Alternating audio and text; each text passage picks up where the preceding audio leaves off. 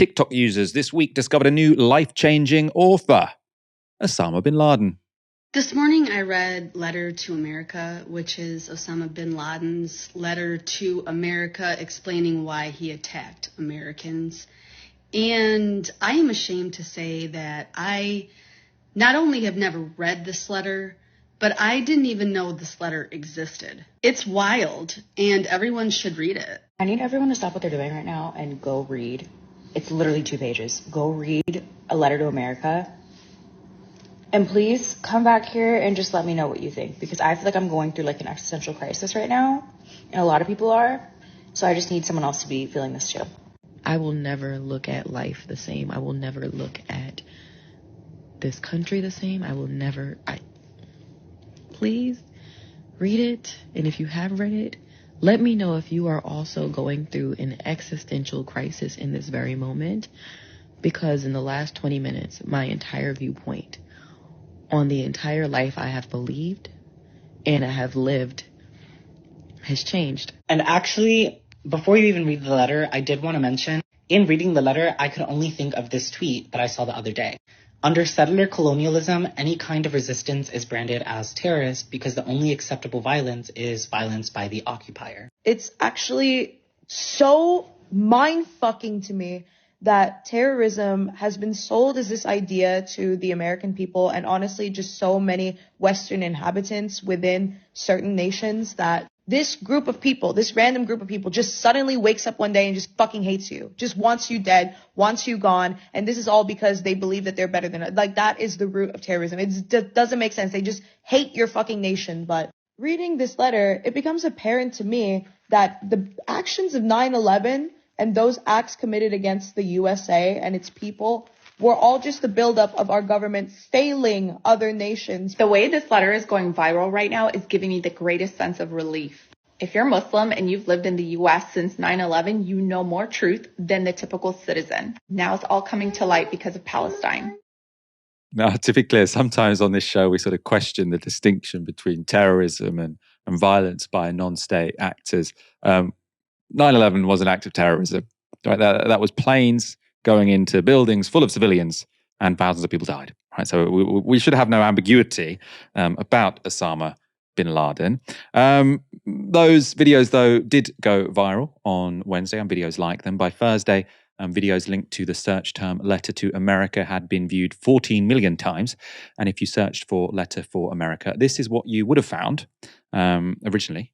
So it's an English translation of a letter from bin Laden, originally published on a Saudi website and then reprinted in the Observer. Now, in it, bin Laden explains why he planned the 9/11 attacks on the Twin Towers.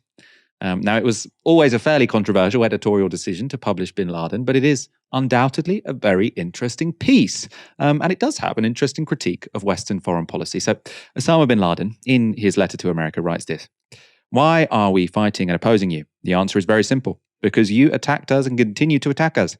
You attacked us in Palestine, which has sunk under military occupation for more than 80 years. The British handed over Palestine with your help and your support to the Jews who have occupied it for more than 50 years.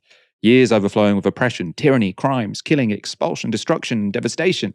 The creation and continuation of Israel is one of the greatest crimes, and you are the leaders of its criminals. And of course, there is no need to explain and prove the degree of American support for Israel.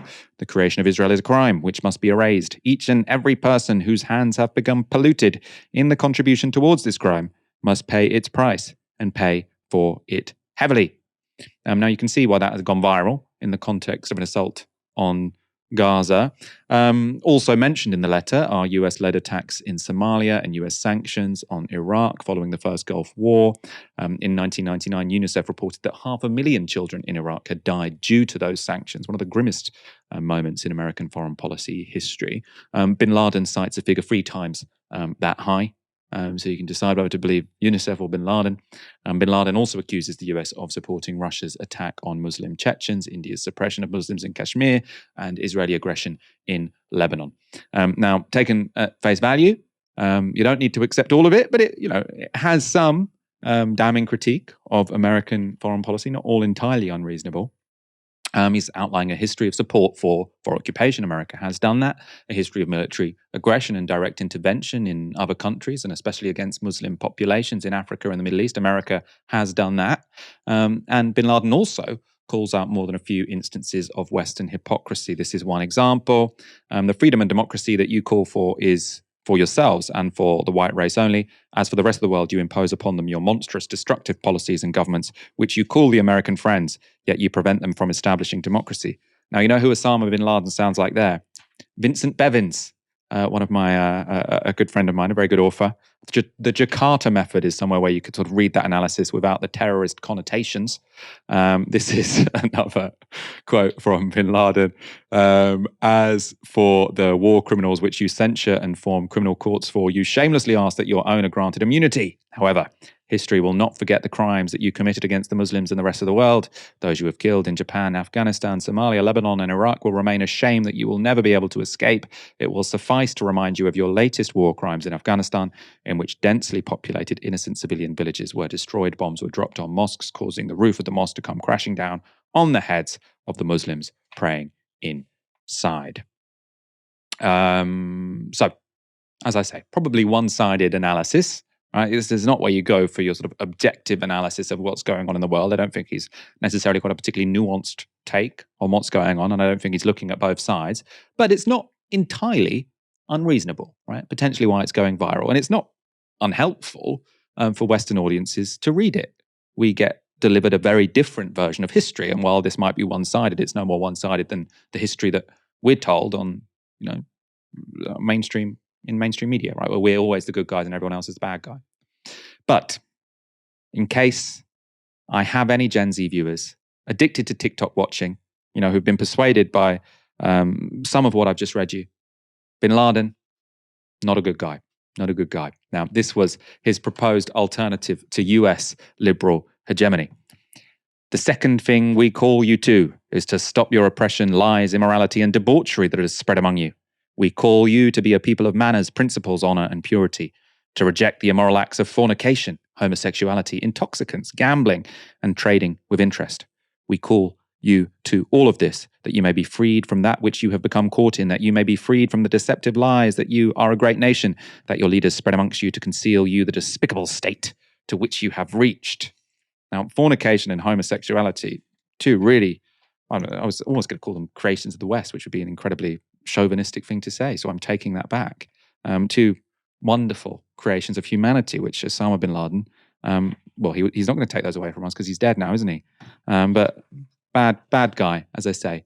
The letter is also laced with anti-Semitism, and yes, bin Laden planned 9/11, and 9/11 was very bad, in case you were wondering. The White House has intervened. They've been keen to remind the world. They've called the trend an insult to the victims of 9/11 and said there's no justification for sharing bin Laden's views. And The Guardian, who published the letter, also, they agree 9/11 was bad, and they responded to this viral story by taking the letter down. So you can see there the document was removed, and that led to the rather surreal moment when the most read articles on the Guardian website included an article that had been removed. So you can see there, number 2 is the removed Osama bin Laden letter to America. TikTok also banned searches for the letter to America, citing their rules against promoting terrorism. Now, to me, this all seems a little bit overblown. Now, the bin Laden letter is a fascinating historical document. I don't think it's unhelpful for people to read it, to see what some other people think about the West. Now, I don't really believe Gen Zers are at risk of becoming plane hijackers, right? I don't think that there is a risk that they read this analysis about Western foreign policy and that becomes some gateway drug to flying planes into tall buildings. I don't see that happen. I don't see that happening, sorry. And it seems to me like the backlash to the TikTok trend also might have backfired. So this is from the Washington Post. By Wednesday night, the letter had become a point of discussion among left-wing creators on the video app, with some saying its critiques of American foreign policy had opened their eyes to a history they'd never learned. But the letter didn't rank among TikTok's top trends. Videos with the Letter to America hashtag had been seen about 2 million times, a relatively low count on a wildly popular app with 150 million accounts in the United States alone. Then, that evening, the journalist Yashar Ali shared a compilation he'd made of the TikTok videos in a post on X, formerly Twitter. That post has been viewed more than 38 million times, and by afternoon when TikTok announced it had banned the hashtag and dozens of similar variations. TikTok videos tagged Letter to America had gained more than 15 million views. So it seems that what went viral wasn't so much all these Gen Zers suddenly discovering bin Laden, but rather people's concerned reactions to a relatively small number of people sharing bin Laden's letter. One of those situations whereby you can see, the potentially, it was the fuss, it was the drama about a small event that created a much bigger drama. It's called the Streisand effect. Kieran, is that what's happened here? Well, let me just say initially, I really hoped I wouldn't live in a time so incredibly stressful that Osama bin Laden becomes our comic relief on this show. Look, I only just found out what the Streisand effect is. I thought I knew every dark and pointless corner of Wikipedia, but apparently not. I think creating a moral panic about things, of course, creates interest in them. Of course it does. So maybe that's at play here. That's something for out-of-work academics to turn their attentions to. But certainly that video made me feel about 1,000 years old, or that set of videos made me feel about 1,000 years old, and extremely scared of TikTok. And one does one's best to keep a lid on the inner reactionary, or cultural reactionary, but I'm afraid that video certainly helped bring it out. Yeah, I mean, look, just to echo what you've said, Michael, to any Gen Zers, although I feel incredibly condescending saying this, bin Laden was a member of the ruling class cosplaying anti-imperialist. Yeah, I mean, I suppose I think what this demonstrates to me is sort of how fragile, like, the sort of Western hegemony sort of seems. If it seriously thinks that by some Gen Zers reading that analysis of Western foreign policy, they're suddenly going to become terrorists, right? How little faith do you have to have in your own system of governance that you think that that's going to be a real problem? And I do think it's actually a shame that The Guardian got rid of it. As I said, that's an incredibly interesting historical document. Now, the Guardian has changed a lot since when they published it. So I think Seamus Milne was potentially, don't quote me on this, but my understanding is he was maybe their comment editor at the time. So it might have been his decision to publish it. And ever since then, the Guardian have tried to be like, oh no, that's our past, when we used to sort of platform and publish people who are very critical of Western foreign policy. Now we're a tamed organization. So the idea that we're getting all this traffic for an article written by Osama bin Laden would have potentially been worrying for them. But I think the idea that people reading that was inciting terrorism is a bit ridiculous. It's like a historical document. So, I think it's a little bit pathetic. I think it's a little bit thin-skinned to get rid of it.